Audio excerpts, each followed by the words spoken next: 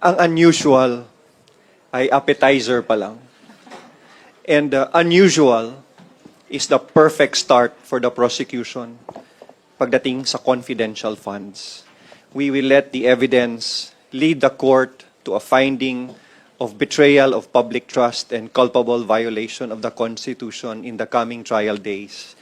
So sa palagay namin, mahusay na simula ito, na sa simula't simula pa lang, ang mga bangko na pinaggalingan ng 612.5 million na cash ay unusual. And like I said, unusual is the perfect start for confidential funds.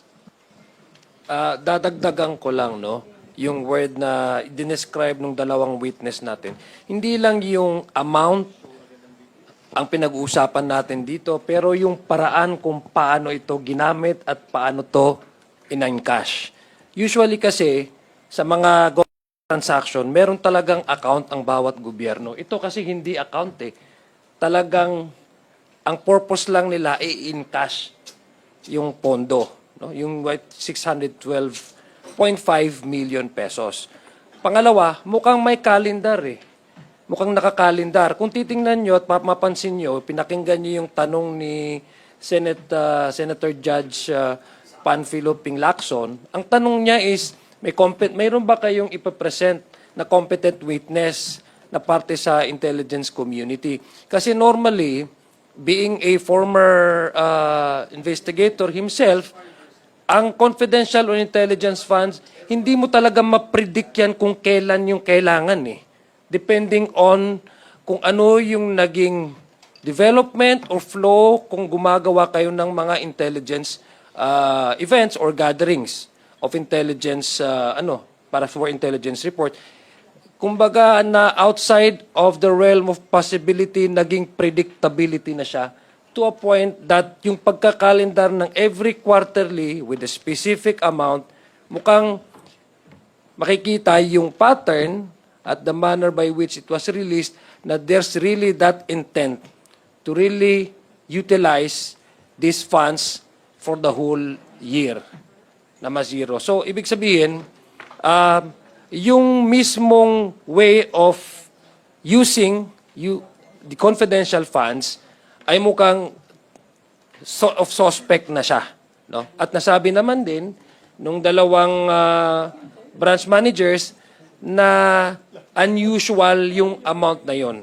Remember, babalikan po natin, ito pong pondo na ito ay hindi diniposit, nakadeposit sa isang account, marahil ito ay paraan kung paano ito i-encash from a check, diretso, same date, 2 days before the encashment, sinabihan na yung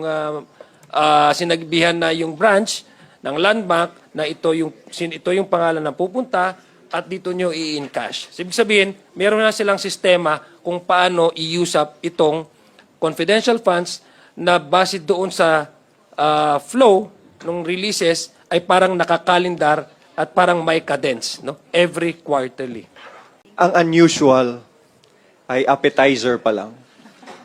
And unusual is the perfect start for the prosecution pagdating sa confidential funds.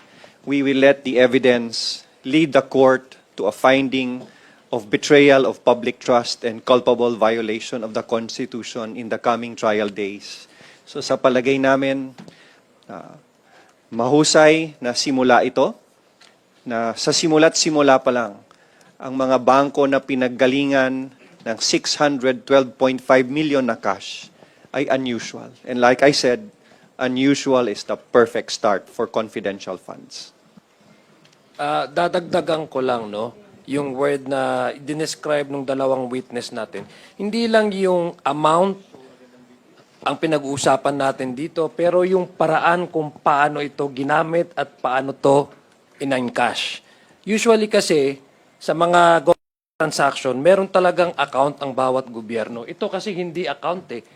Talagang, ang purpose lang nila ay in-cash yung pondo. No? Yung 612.5 million pesos. Pangalawa, mukhang may calendar eh.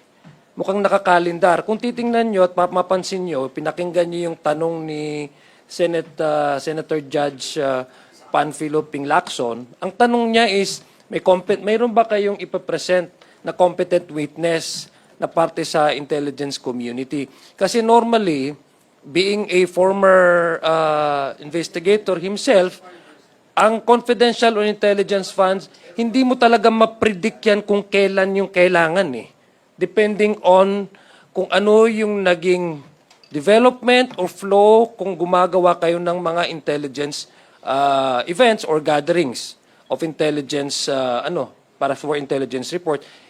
Kumbaga na outside of the realm of possibility, naging predictability na siya to a point that yung pagkakalendar ng every quarterly with a specific amount, mukhang makikita yung pattern at the manner by which it was released na there's really that intent to really utilize these funds for the whole year na ma-zero. So, ibig sabihin, yung mismong way of using the confidential funds ay mukhang of suspect na siya. No? At nasabi naman din nung dalawang branch managers na unusual yung amount na yon. Remember, babalikan po natin, ito pong pondo na ito ay hindi nakadeposit sa isang account, marahil ito ay paraan kung paano ito i-encash from a check, diretso, same date, 2 days before the encashment, sinabihan na yung branch ng landmark na ito yung pangalan na pupunta at dito nyo i-encash. Ibig sabihin, meron na silang sistema kung paano i-usap itong confidential funds na base doon sa flow ng releases ay parang nakakalendar at parang may cadence, no? Every quarterly. Ang unusual ay appetizer pa lang. And unusual is the perfect start for the prosecution pagdating sa confidential funds. We will let the evidence lead the court to a finding of betrayal of public trust and culpable violation of the Constitution in the coming trial days. So sa palagay namin, mahusay na simula ito, na sa simula't simula pa lang, ang mga bangko na pinaggalingan ng 612.5 million na cash ay unusual. And like I said, unusual is the perfect start for confidential funds. Dadagdagan ko lang, no? Yung word na dinescribe ng dalawang witness natin. Hindi lang yung amount ang pinag-uusapan natin dito, pero yung paraan kung paano ito ginamit at paano to in-encash. Usually kasi, sa mga transaction, meron talagang account ang bawat gobyerno. Ito kasi hindi account eh. Talagang, ang purpose lang nila ay in-cash yung pondo. No? Yung 612.5 million pesos. Pangalawa, mukhang may calendar eh.